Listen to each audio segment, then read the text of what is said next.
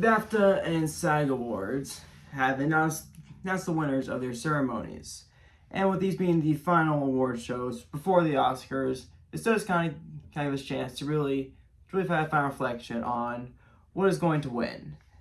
As these ceremonies gave us a couple of surprises that I don't think any of us were really expecting. Primarily, supporting actress is probably anyone's game, I would say. Now, SAG definitely throws for a loop with Amy Madigan winning, and this does seem to position her as frontrunner as supporting actress. But there's just that one issue that I think that most people are going to have trouble kind of wrap their heads around, is that she's the only nominee for a movie. Her movie's not in the original screenplay, it's not in makeup, it's not in picture. She's the only chance it has at an Oscar, and that's a dangerous place to be for a movie. Like, I cannot think that the last decade where that has happened for an actor, where you're essentially the only nominee. Like, Karen Goldman is close, but Real Pain on the screenplay, it had that at least. Madigan has nothing, so she's in a very, very bad spot to be if you want to be competitive. I think she will ultimately probably pull out the win, but there's a good chance that with the confusion going on, that it might just fall to Teyana Taylor, just because they like the movie and there's not really a clear second one they could do, or if they really like Sinners and they want to give an acting prize, they could give it to Wunmi Mosaku. Honestly, it's anyone's game with there. I really think it's going to be Madigan there, but I digress. And an actor, man, a month ago I thought this was all sewn up, but silly me. BAFTA and SAG decided, screw that, let's give it to someone else. With essentially with BAFTA giving it to the lead actor of the movie I Swear. A movie that's not even nominated at the Oscars, so that doesn't help us at all. And then we have SAG, which gave it to Michael B. Jordan, which isn't really surprising when you know SAG's voting history. They typically are the ones who like to go out for more Hollywood movie performances. Like honestly, if you're in a Hollywood movie, what might be a detriment at the Oscars is a benefactor to you at SAG, because they love their movie stars there. So this could mean nothing, but it could also mean Michael B. Jordan could end up taking the Oscar. I do not fully believe that. For honestly, it's definitely not the type of performance you would expect to win. It doesn't really have a very specific Oscar clip.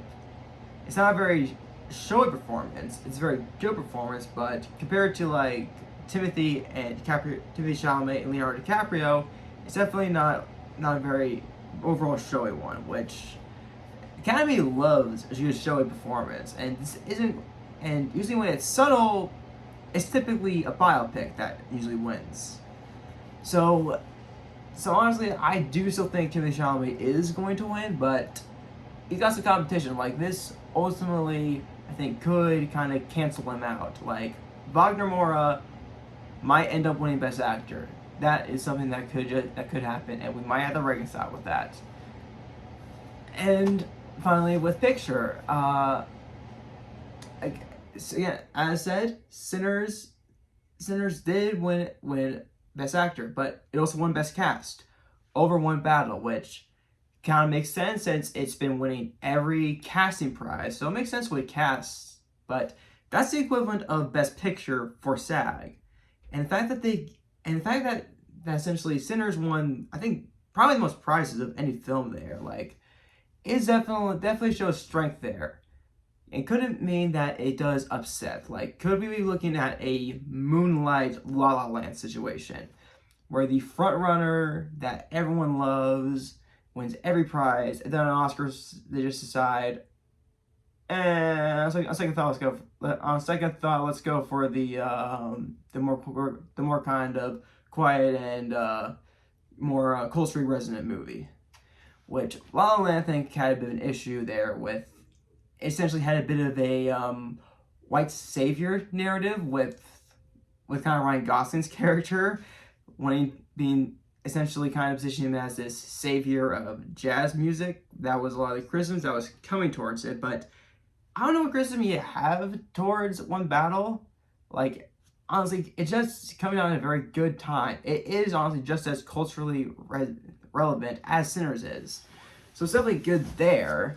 However, Sinners, I think, is a more popular movie amongst like general audiences. Like, Sinners definitely, I think, could pull off an upset here. And I wouldn't hate it. Personally, I like it better than One Battle. And it definitely is positioned to win a lot of good prizes. Casting, score, maybe cinematography. It's in a pretty good place.